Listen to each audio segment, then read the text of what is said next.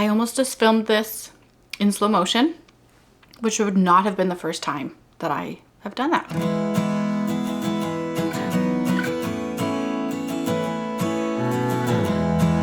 Hi there, my name's Kirsten. This is the Paper Knits Podcast, episode number 28. I'm a knitter from Edmonton, Alberta, Canada, and I really love to knit, and I really love being able to talk about all of my knitting with all of you on the internet. So thanks for being here today. I have a lot of things to share with you. I'm coming to you today from my living room because my knitting room is a disaster, which I will tell you all about. And I have some really exciting finished objects to show you and some really exciting whips. It's just like, it's great. I also have a tickle in my throat. And look at my adorable mug.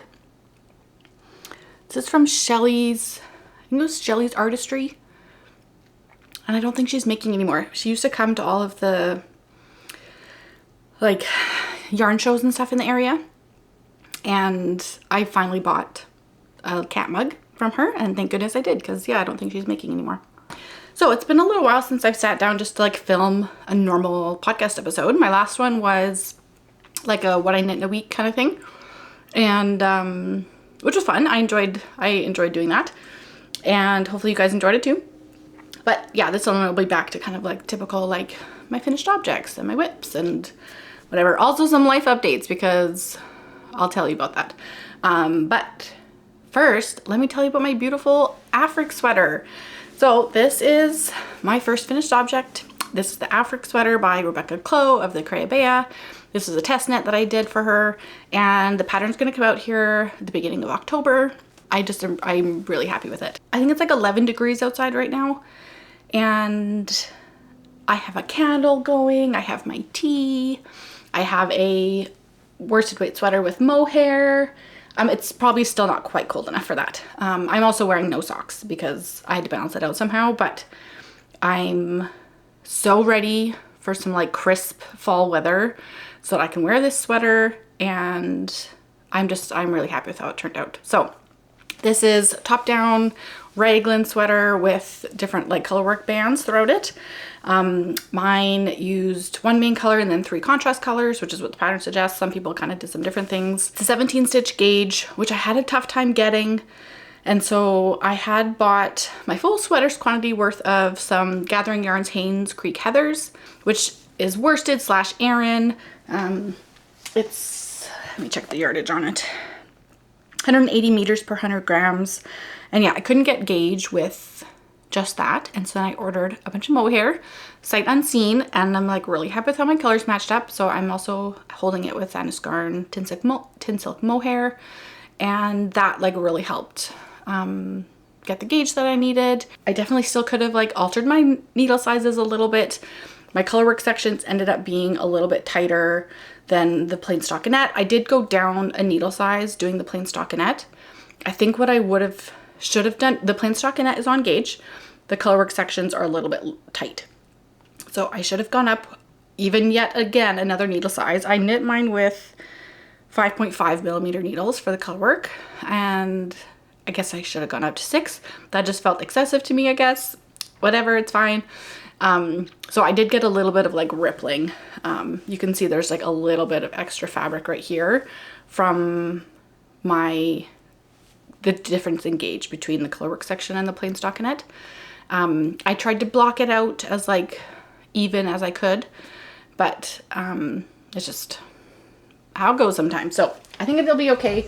I haven't worn it like for a day because I haven't had the opportunity to. I've worn it around the house after I finished it initially, and then I've just since blocked it. And so I had blocked the body before I did the sleeves, and then didn't want to reblock everything again, but I did.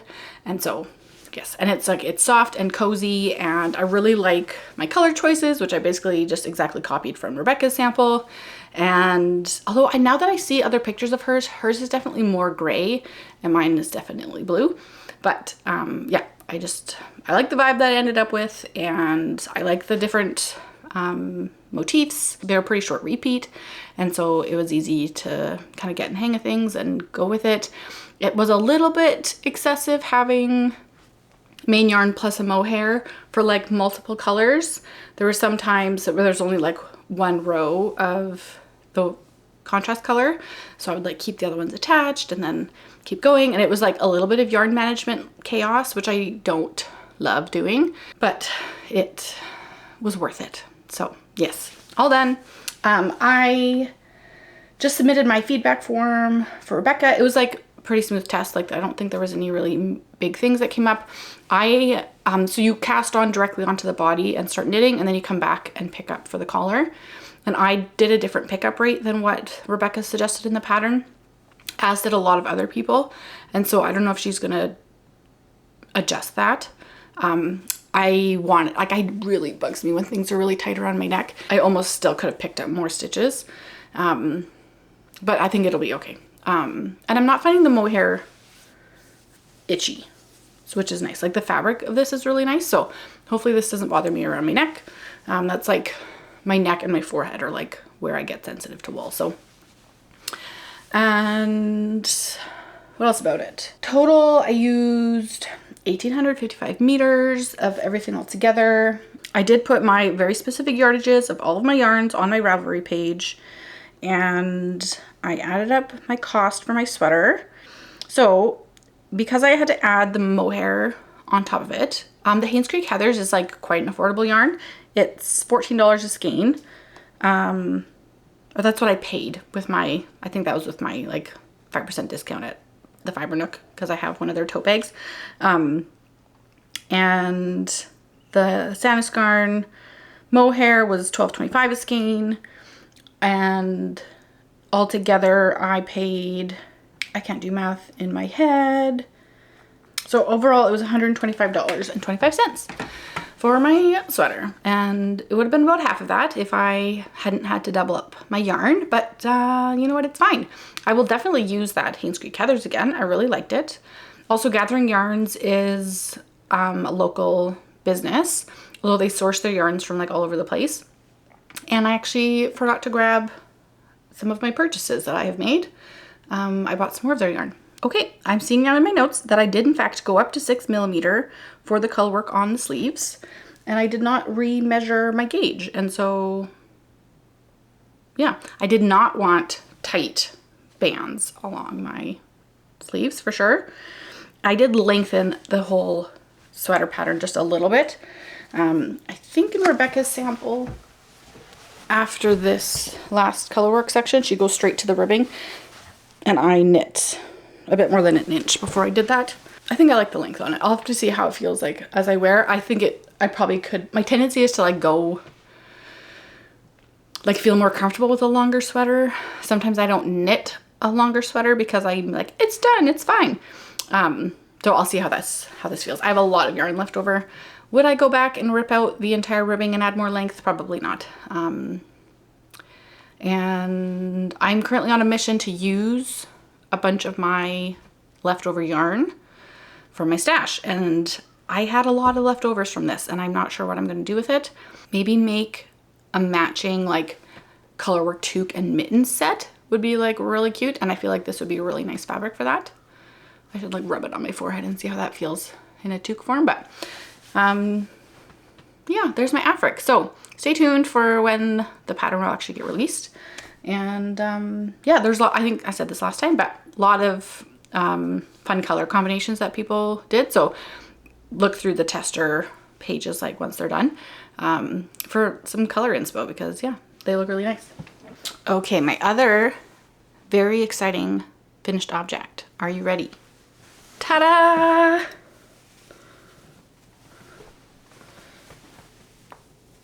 It's so big. It's so big. This is my half and half triangle shawl by Purl Soho that I knit in the Purl Soho linen quill. And I finished it. It was just so much knitting. And it turned out huge, and I love it. I have used this multiple times already, even though it has not really been cold enough for it. But sometimes you just want to like wrap a shawl around you while you're sitting on the couch. And so I've been doing that. And then, yeah, it's so cozy and nice. And I love this fabric so much that it made. and I want to be able to use linen quill more, but I don't want to have to order it from New York and pay $1 million for shipping and duties. You know, something that has been interesting with this whole tariffs thing, if I order something from the States, I'm expecting that I'm going to have to pay duty on it. You never really know. Sometimes you do, sometimes you don't, but like you might have to. Like that's pretty normal. And so I don't know if just like Americans haven't had to do that before. Weigh in. Let me know if this is just like because of now this whole shit show with the tariffs. If like now you're having to pay duty on things. Maybe the duty and the tariffs are different though. See, I don't know. I shall not speak about things I do not understand. But anyways, we paid a lot of shipping to get this yarn to us because it was during the Canada Post strike last year, and then had to pay duty on top of it when it arrived. So I did not factor that into my final cost of this item. I just included what the price of the skeins were, which we bought on sale. So it's not accurate at all, but it's fine. It does mean that I will not be ordering more linen quill, unfortunately, but I'm very happy with how this turned out. And I have not measured it again since my kind of poor measuring the last time. But yeah, I just really like it. It's for sure like it's a blanket. And when I blocked this, and actually this sweater too, so I soaked it in warm to hottish water with some wool wash, and then I put it through a spin cycle in my washing machine, so there's no water added or anything. It just spins out as much of the extra water as it can. And then I just laid it out on some towels on my bed with my fan blowing on it. Normally what I would do is most of the time now I do the spin drying thing in my washing machine because it just gets so much more water out that if you just like roll it up in a towel or whatever. But then I put it out on my blocking mats in the basement in my knitting room. And sometimes I'll pin it out and whatever, depending on what it is. And it takes forever to dry. It's like not warm down there, and then there's no airflow. And sometimes I put a fan on it, but it's like blowing from the side and it's just not quite the same. And so I put this on my bed and then closed my door to keep my cats out, and it was dry that day. Like I flipped it over once. So I'm talking about my sweater right now. This dried even faster because it's much thinner. But yeah, I had this laid out on my king size bed, and it's pretty much the same size as the like top of the king size bed. Like it doesn't hang over like an actual blanket would on the bed. I should drape it over like my kid's like twin size bed just to see, cause like it could be a big blanket. My gauge is bigger than it's supposed to be. It's definitely like a loose fabric. But then because if I was actually gonna like wrap it around me like a shawl, then you fold it and then it's double layered, right? And so, yeah, when I first, oh, Birdie sees a bird. When I first finished it and I like wrapped it around myself as like a actual shawl, my husband was like, yeah, great. I'm thinking like, I'm totally gonna wear this, man. Like it gets cold in Edmonton, and I have to go stand in the cold, in the bitter wind, in the field to like pick up my kids from school every day. So I will be wearing this like a big giant shawl around my face, and also wrapping it around me while I sit on the couch. And then also I wasn't feeling good the other day, and so I wrapped it around me and then laid in bed. Like, it was so lovely. I'm just like, I'm so happy with it. So this was like a very popular pattern like quite a few years ago. All of the knitting podcasters were making it. I'm like totally behind the times on this, and also I love it. Like I'm just so happy with it. I followed Edible Thoughts Makes tutorial kind of about how she did the short rows and then how she did the edging, which I believe are different than what's in the actual pattern from Pearl Soho. She's knit multiple of them. I don't know if I will knit multiple of them. I think that one is fine. I love my colors. Yes, I did sketch out a little thing showing you how the construction of it works, because I had a really hard time trying to explain it as I was knitting it. It was hard to show because it was all bunched up on the needles. And also it was different than what I was expecting. And so actually, Stephanie from Edible Thoughts Makes also has a little, like in her video where she shows you how she makes them, she makes like little mini ones. So then you can see the construction of that as well. But I will also include my drawing diagram of what it looks like, okay? So you start by casting on the number of stitches that you want for your final project.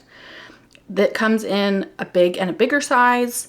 A lot of people making them just like pick their own cast on number. It doesn't really matter. So you cast on your full number of stitches, and then your stitch count never changes, but you work short rows every other row. And so you knit across, knit back, do a short row, knit across, knit back, do another short row.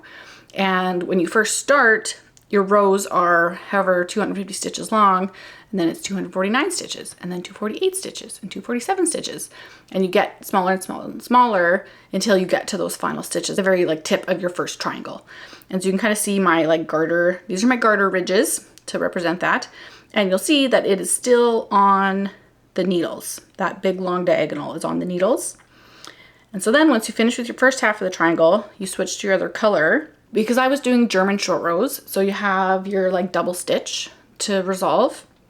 When I finished my dark purple, and you come back to do the light purple, you resolve all of your short rows along that diagonal, and then you start working short rows with your second color. This time, your first row is like 2 stitches long, and then it's 3 stitches long, and then it's 4 stitches long, and you keep going up and up and up, resolving your short rows as you come to them, and then you make another short row, knit back, come back to that short row, resolve it, make another short row, come back.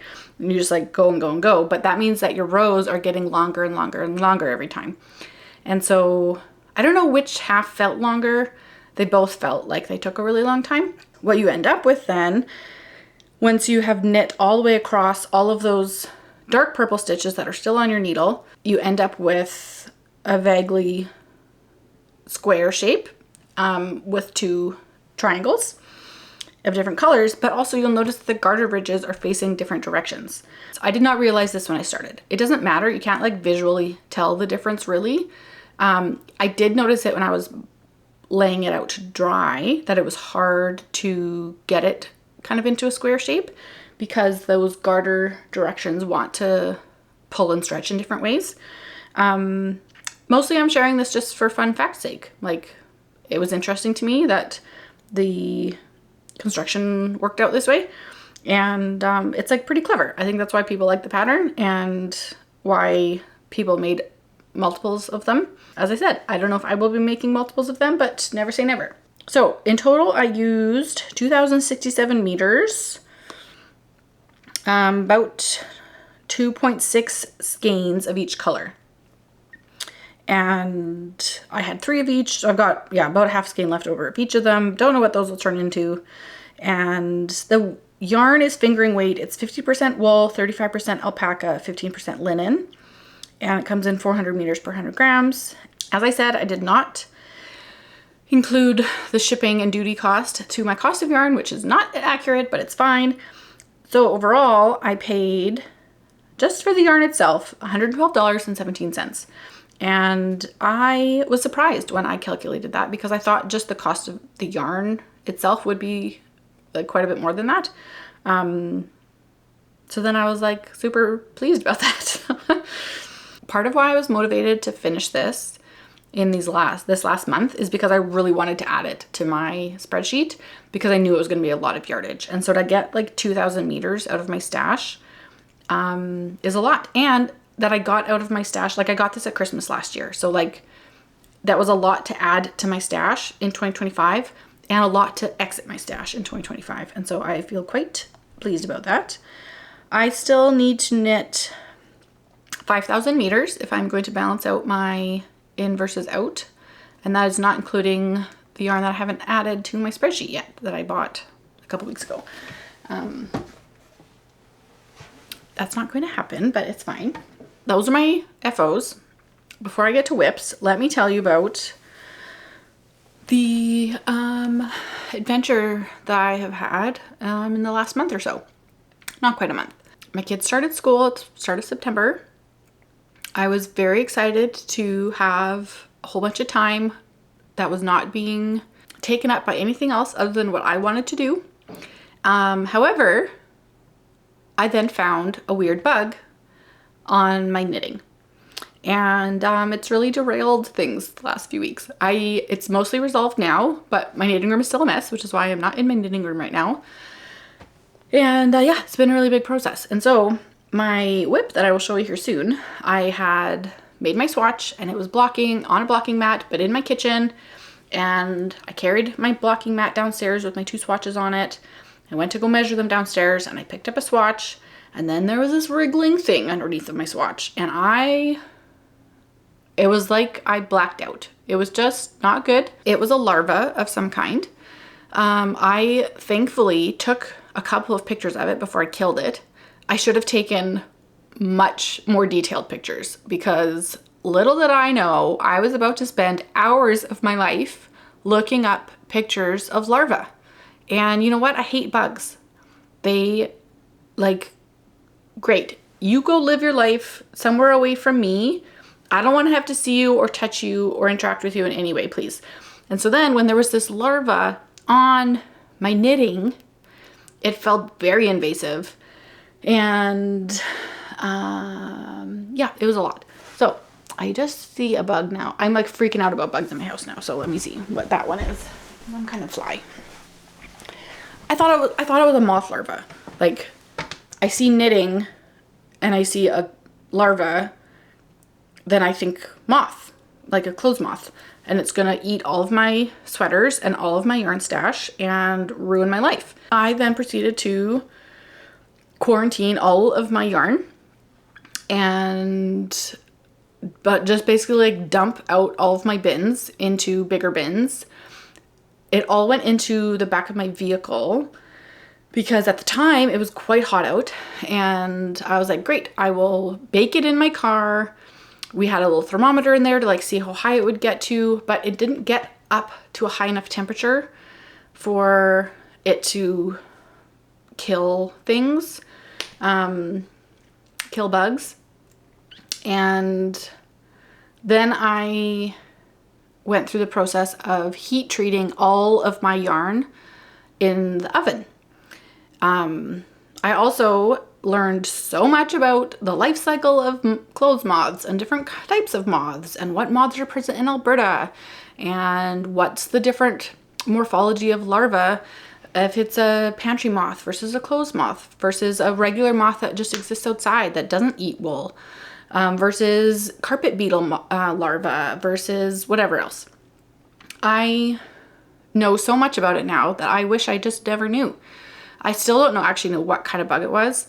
I really wish I would have taken better pictures. I also discovered that on the City of Edmonton website, you can submit a photo of a pest, and somebody will get back to you and try and identify it for you. And so this very kind person messaged me back and was like, hey, your picture's kind of crappy. He didn't say that. Based on this blurry, faraway photo, he gave me a couple of suggestions of like what it might be. Then I had to go look up. So he said, yes, it could be a clothes moth. Yes, we do have them in Edmonton. Someone had told me that we don't have them. I'm so sorry, Anna, to tell you that, yes, apparently we do. And I had found information on the city website about pantry moths, but they didn't have anything specifically about clothes moths. I was on like hobby entomologist websites looking up where different species of moths had been found in Alberta. Yeah. And you might be thinking, oh, you can just put things in the freezer. Can you? It's unclear. The information I found was very inconclusive about whether or not normal freezers that you have in your house get cold enough quick enough to kill any eggs, larvae, live adults. And they actually might be able to survive cold temperature. They might have to get it to a certain cold temperature, which our freezers didn't get to. But heat treatment seemed more definitive. And so if you could get it to 50 degrees Celsius, sometimes it said for 30 minutes, sometimes it said for 3 hours, then that would kill it. I settled on, I had trays, cookie sheets of yarn, and then I stuck my meat thermometer into the inside of whatever biggest skein was on my cookie tray and put it into my oven and I put it at 200 degrees Fahrenheit. I let it get up to 50 degrees Celsius. I know I don't have my units same there. Waited till my meat thermometer said it was at 50 degrees Celsius, and then I baked it for 30 minutes. And then I took it out, I let it cool down. I threw my skeins into a laundry basket and then examined every single one of them, because I felt like if there was some sort of bug on any of them, then it should have been like knocked loose by that. That was my reasoning. Plus it was kind of satisfying to like chuck yarn into the laundry basket every time. And then I put everything into vacuum seal bags. Eventually I started putting things into some snap top plastic containers that have a like gasket around the edge. So they're supposed to be, they're not like perfectly airtight, but they're like more airtight than like the other containers that I had. I looked up every single possible plastic container that could fit into my new shelves that I have in my knitting room that I just bought bins for, that now I'm not going to use. And this process took me hours. It took forever. And it was really stressful and crappy. And also it was really hot out, right? And so then I'm in my house with my oven on all day long, coming in and out of the oven. And it just, we had stuff everywhere. And like, I have a lot of yarn, right? Like, yeah, I have a lot of yarn. It was a lot of things to deal with. And now I'm in the process of trying to put everything away again. And so mostly things are back into bins. Well, everything is back into bins, but it's not necessarily organized how I want it to be. And if you watched my last episode where I was just sharing like, hey, here's a week in the life with me, I kind of gave like a little tour of some of my stash. I had a pretty good idea of where most, like, oh yeah, I have this one random leftover ball of yarn that I used 4 years ago for that toque. Like, I knew where that little leftover ball of yarn was. And if I didn't know exactly which of the 2 bins it was in, I knew that it was in one of 2 bins. That system has been destroyed and I need a new system. And so I'm still in the midst of doing that. And yeah, I might give more of a yarn stash tour as I go through this. I had actually filmed quite a bit more in that last episode, and then I cut a whole bunch of it out because I was feeling self-conscious about me being like, ooh, look at this skein. Ooh, what about this? Hey, look at this. Oh yeah, here's the story behind this. But I was also like excited about talking about it. And so I think that's why then I was like, oh my God, I'm embarrassed. And so I cut a bunch of it out. But I kind of do want to share all of that. So I am like filming some as I'm putting things away, and I might give more of a yarn tour. And then if anybody else is like, yeah, I want to see that, then they can watch it. And if they don't care about that, then they don't have to watch it. Anyways, all my swatches I took down and like baked those. I had my woven blanket was in there. Handful of sweaters. I didn't do all of my sweaters that I have in my bedroom because I felt like, okay, so also I should have said this 10 minutes ago. I did not find any evidence of anything else growing, nothing else wriggling, no damage to any of my yarn or sweaters. I did not find any more larvae. Part of me almost wishes that I did, just so that I could like more readily identify it and like be assured that like, oh yeah, that's actually a plant-eating moth that got into my kitchen where my yarn swatch was sitting. And it's not because I've been invaded by clothes moths. And oh yeah, I also immediately bought traps which attract the males by pheromones.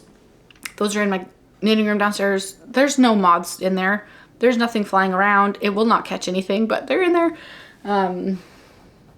And I thought, I didn't even consider that it might be a pantry moth larva that I found in my kitchen, like where it might make sense.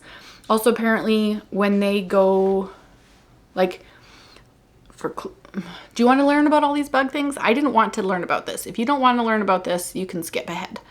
Please feel free to do that.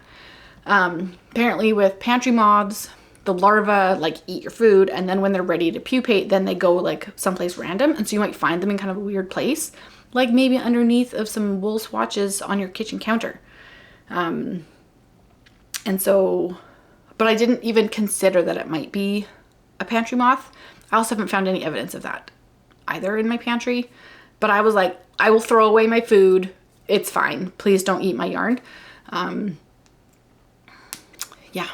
So this process has taken me hours, and the swatch that I had where I found the bug was for this test knit that I had to start doing.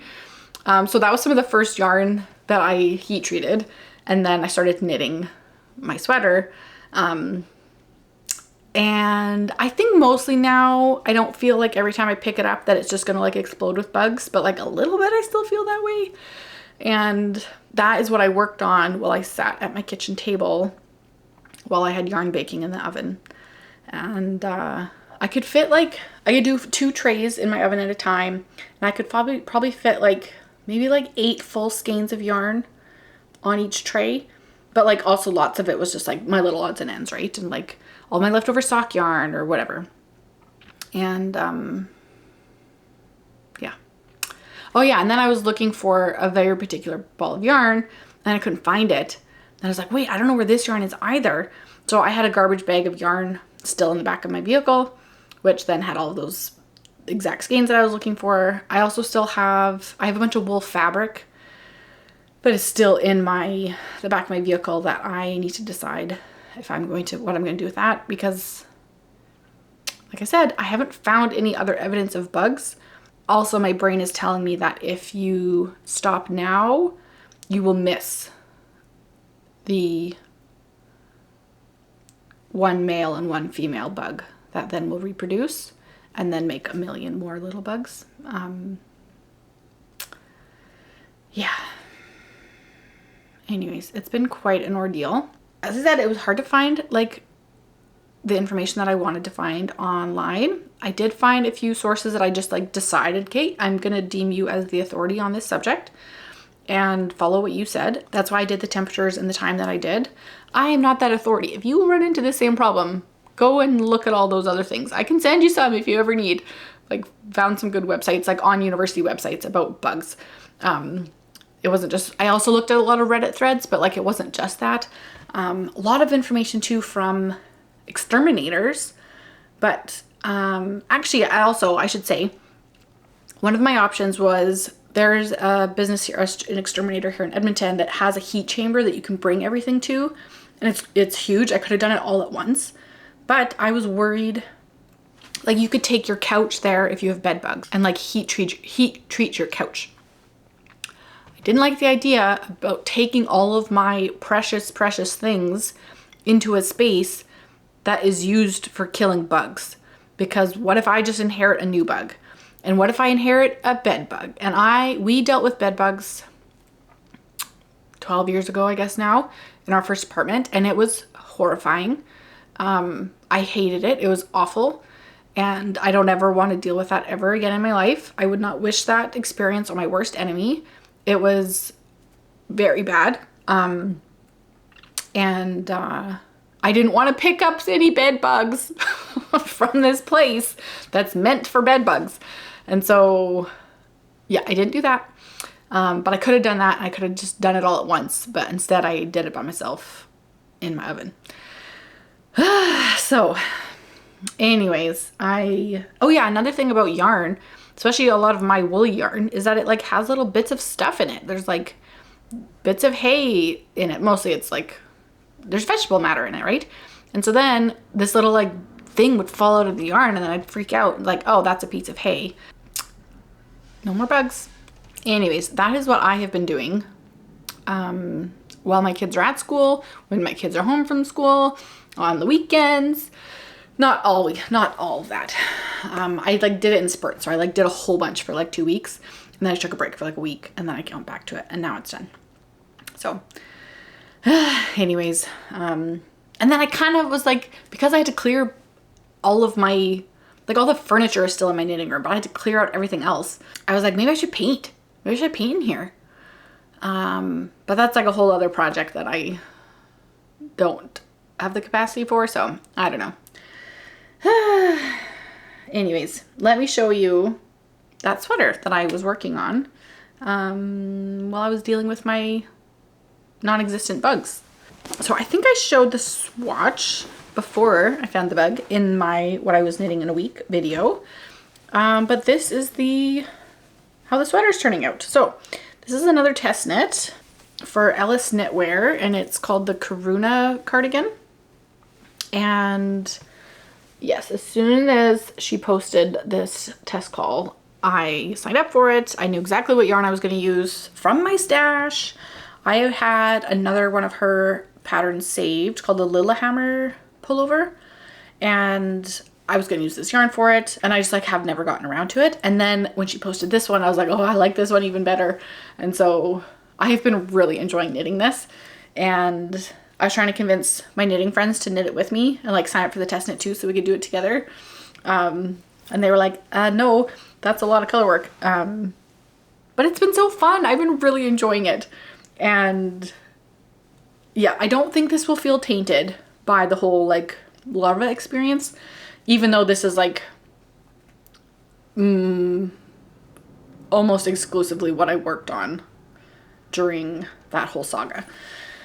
So yeah, so I'm using Brooklyn Tweed Arbor, which I've had in my stash for a couple of years, that I got secondhand from somebody here in Edmonton for like a really good price. Yeah, so you cast on the bottom with the ribbing and you knit that flat, and then you make a steek bridge and join in the round, and then you knit these colorwork sections.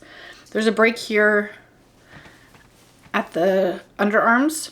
And so when I was like about ready to start the colorwork, and then I was like getting my charts organized and stuff in Knit Companion, and I was like, oh my God, they're not lining up. I don't understand. Like, oh, it's just like, I just looked at it for so long trying to like, you know, make sure I was doing the right size, and like different sizes of different charts, and making sure I was lining it up properly, and like the colorwork section wasn't matching.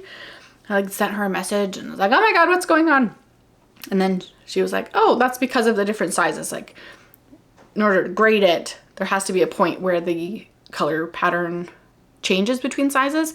And so she made it change at the underarm, which makes sense. And so you can see that there's a different pattern happening at the underarms. So like the motifs aren't complete, but it's fine.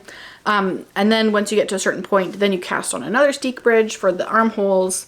Those will also be steeked, so that's on both sides. And then I have to do another few centimeters, and then I'll be able to start the shaping for the top section.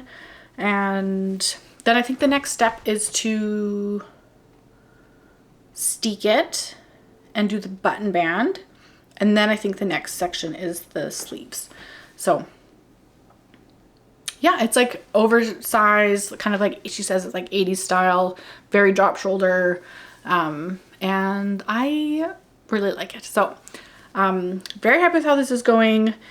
This has quite a long repeat, but I'm finding it, like maybe just because now I've knit it a bazillion times, like, you know, for however many inches. I'm not making a lot of mistakes. When I do make a mistake, I'm able to see it right away because it's very geometric, right? Like there's these diamond shapes, and there's the like snowflake inside of it. I'm looking at the pattern the whole time. Like every new row, I'm checking what the pattern is telling me to do. And sometimes at the start and the end of that section of like, you know, from the front section to the underarm, at the underarm, there's like, you have to pay attention to what you're doing. But I'm not having to like every time be like, okay, 2 blue stitches, 3 gray stitches, then 2 blue stitches. It's like kind of intuitive as I was going. And so that has helped, I think, with how much I've gotten done. I first swatched for this at the end of August, but I actually cast it on and start working on it. I did the ribbing on September 6th. And then I started the color work on September 8th, and today is September 24th. And like, that's a lot of color work. And I'm so happy with it. I think that this yarn is perfect for the pattern, and I like the colors. Like these are the only colors I had. I just used what I had, and I think they work really well together. And yes, cannot wait to get to the next step of that one. Okay, the other thing that I did, I took my cable blocks and I sewed them together. And I think that went fine. I kind of tried this is the Nora's vintage Afghan that I stopped knitting into a blanket and instead of making a pillow cover. And in the blanket pattern, all of the blocks are like twisted from each other. So instead of just like, oh, here's all your cables, like they alternate. And so I kind of played around trying to decide what I wanted to do with that, but ended up alternating them. And so, which I think is fine. It was a little bit tricky to seam them together because the different blocks definitely have different gauges, but they have the same stitch count. And so they're all different sizes. And I had tried to block them as like even as I could. When it actually came down to it, like they weren't all the same. And so it looks maybe like, I think it's fine. I think it ended up being okay. And I then started knitting the back panel of the pillow, and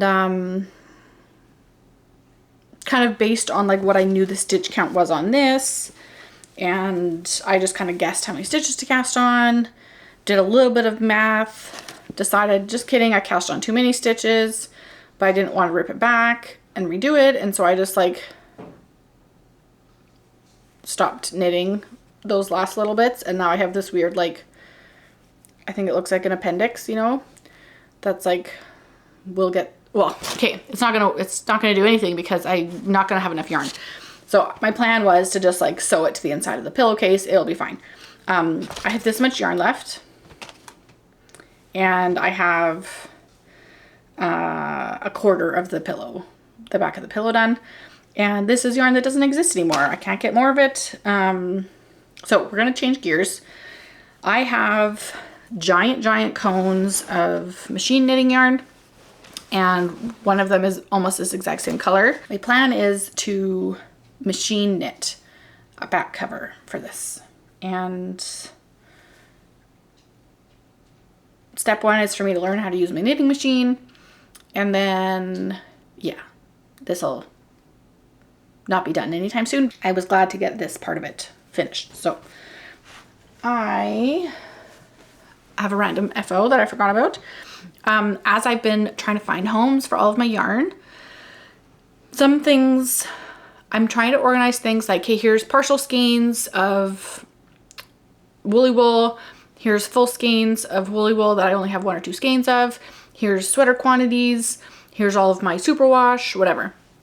I had this 1 skein of Woolfolk left, and I didn't know where to put it. And I bought this 4 years ago, and it was just sitting on the top of a box that other things had homes, and this didn't have a home. And I decided, you know what? I'm just gonna start knitting with it. And so I knit this in a day, and I love it. So this is the Snowy Headband pattern by Veera Välimäki. I knit one of these last year and then changed the pattern, and like it didn't turn out very well, and I'm gonna reknit it. This time I just followed the pattern, and it turned out great. So it's written for 3 different gauges and then also 3 different head sizes, and it just like has this cute little cross in the middle. And I think that the Woolfolk left is like perfect for this, and it's gonna be cute and warm, and it's great. I didn't use up all of the yarn, but it's fine. There's not that much left. And now I have a cute little headband. So when I make it again, which I will, I think, I am going to, so you do a provisional cast on and then knit all the way around, and when you come back, you graft it together. But I just grafted it like normal, and I think that there's a way to graft it actually in pattern so that I don't get that 1 row of like knit stitches showing instead of the garter ridge. So I didn't want to figure that out that day. And this is at the back anyways, and I don't think anybody would notice necessarily. So it's fine. But I think when I make another one, I'm gonna try and learn how to graft and garter stitch. So yeah, that was a nice little quick project. And actually I worked on this last Thursday, which was the first day of my first knitting class. So I was teaching a class about cable knitting at Fibre using the antler toque pattern. So I showed that last time. That was my little sample that I knit up. And I was feeling a little bit anxious about, about teaching that day. And my kids, oh yeah, so another thing that happened is my kids immediately got sick. Like they started school, we had a pretty good first 4 days of school. Day 6 of school, they were sick. Yeah, that's also kind of thrown off. My husband got sick. I'm worried that that is now why my throat is tickly, although I was exposed to this 2 weeks ago and have been feeling fine. But my husband got it. Anyways, how it ended up working out, my husband was working from home and my kids were at home, and I sat downstairs and knit this to soothe my anxiety from feeling a little bit nervous about teaching people how to knit cables.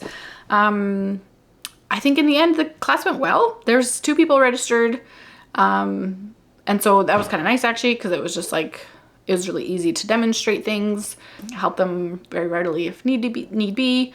The next one is this coming Thursday. By the time this video goes up, like I won't get this edited by tomorrow, so we have part 2 where we're gonna talk about how to do the decreases and like finishing and stuff. And so I have to knit one more little like example thing for that today. But oh yeah, but then I went to the Fibre Nook early and I sat there for a while, got all my stuff set up. Then I sat and finished knitting this. And so I got it all knit in a day. It was a good kind of anxiety project. It's got like a nice I-cord edging on it, but otherwise it's just all knit.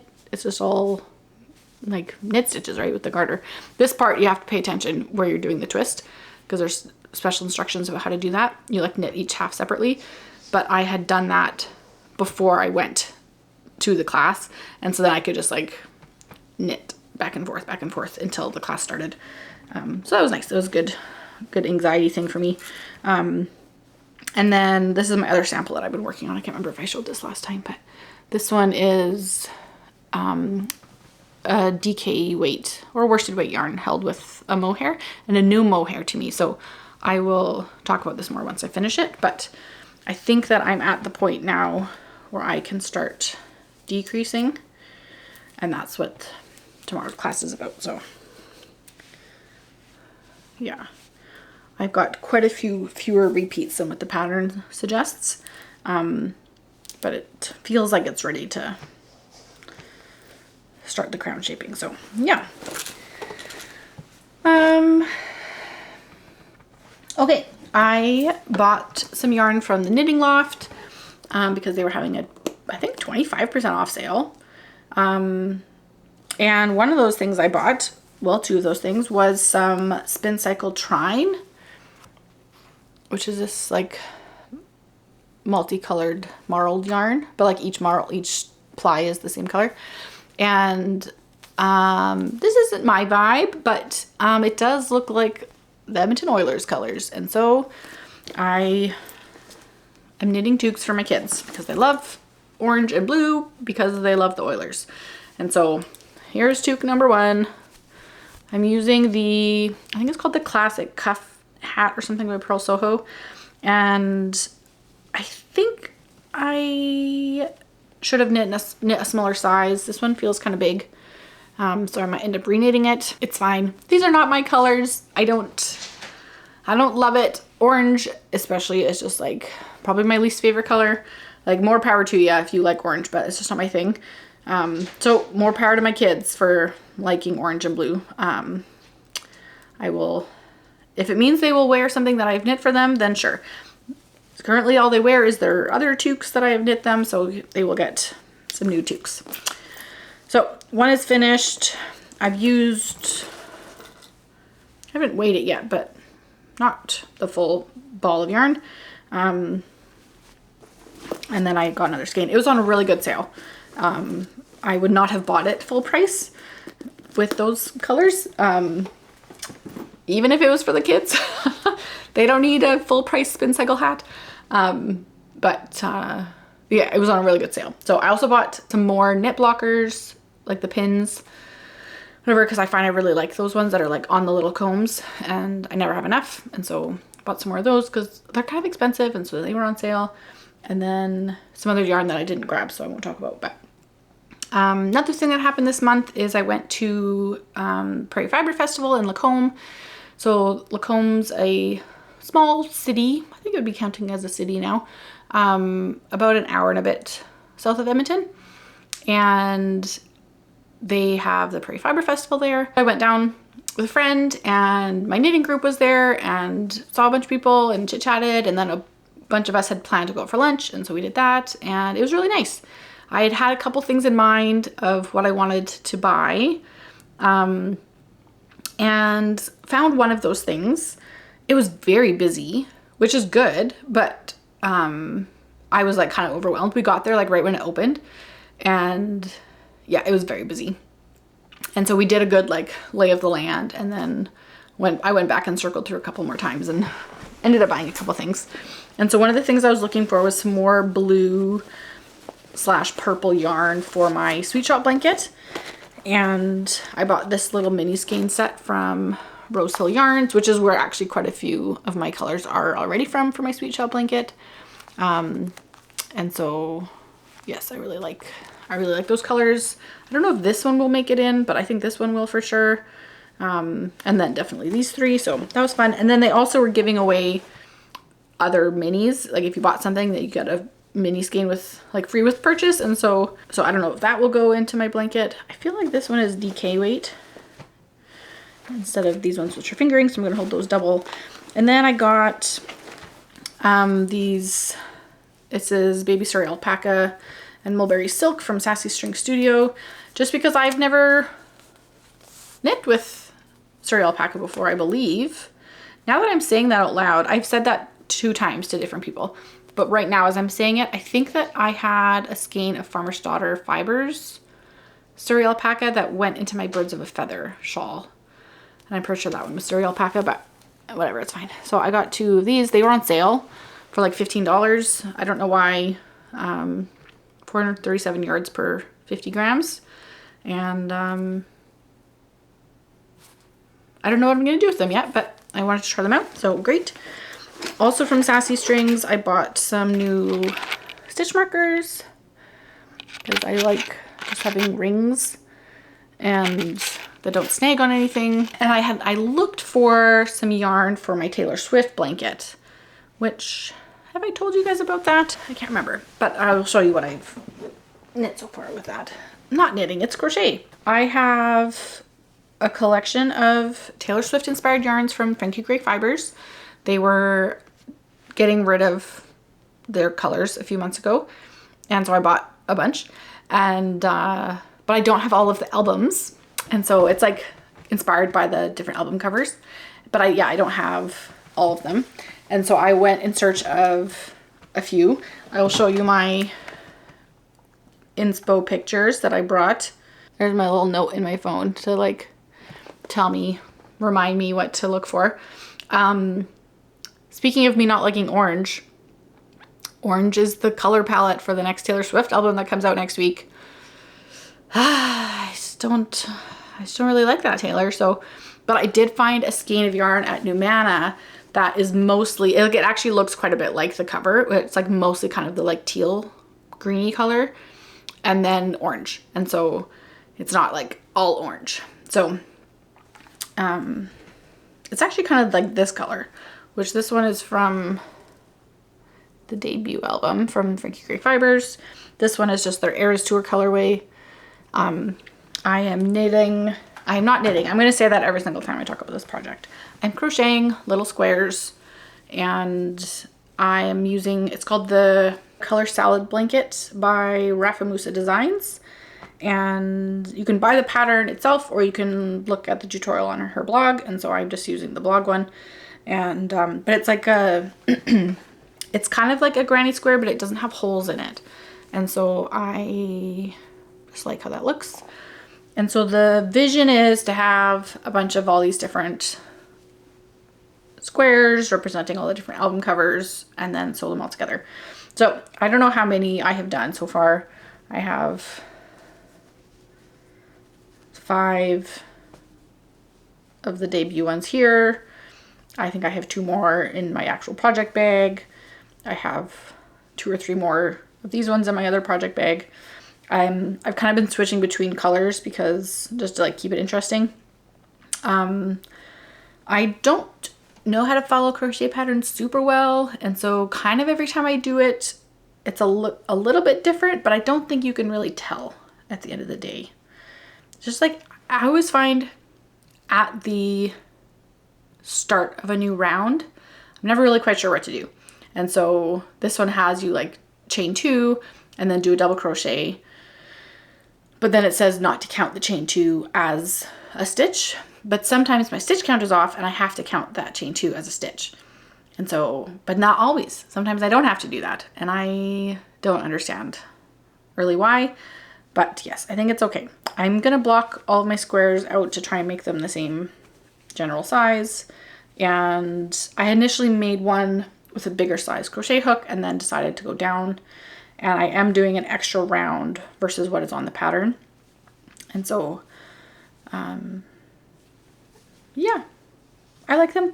My husband and I have started watching Only Murders in the Building, and I knit almost 2. Oh, I said knit again. I crocheted almost 2 squares during our 2 episodes that we watched. And so that felt a little bit discouraging to me because I'm like 30 minutes per square, like that's a lot. But I hadn't done them in a while. And so it like took me a little bit to get back into it. I had to like look at the pattern again. And anyways, this will be a slow going project, but it's on its way. I have some more yarn that I purchased that I don't want to go downstairs and get right now to tell you about. So I will tell you about that next time. I have started swatching with one of them, but I have to redo my swatch. So I will show you that next time. So I think maybe that's everything then for today. I've been quite comfortable sitting here with my heavy sweater on, so that's nice. It's almost cold enough in the mornings that I can, well, it is cold enough in the mornings when I take the kids to school that I can wear a sweater.